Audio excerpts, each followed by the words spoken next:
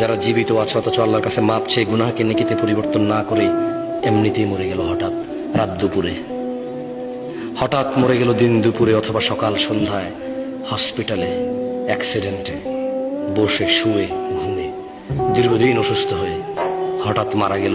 তার গুনাহগুলো গুনাহ রয়ে গেল, এগুলো তার জাহান্নামে যাওয়ার কারণ হয়ে বসবে। অথচ গুনাহগুলোই নেকিতে পরিবর্তন করতে পারতো সে বেঁচে থাকা অবস্থায়। এই যে নিঃশ্বাস চলা অবস্থা যদি বলতো যে ইয়া আল্লাহ আর করবো না, তুমি সাক্ষী, আমি করলে তো তুমি দেখবাই, কোথায় করবো তোমার থেকে লুকিয়ে।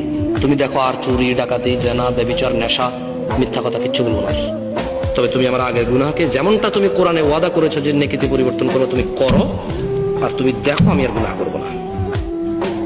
আকুলু কওলি হাযা ওয়াস্তাগফিরুল্লাহ লি ওয়া লিসাইরিল মুমিনিন ফাস্তাগফিরুহু ইন্নাহু আল গফুরুর রহিম। আমি আল্লাহর কাছে আমার জন্য এবং আপনাদের সবার জন্য ক্ষমা চাই। আল্লাহ আমাদের সবার সমস্ত গুনাহকে নেকিতে পরিবর্তন করে ক্ষমা করবেন। আমিন।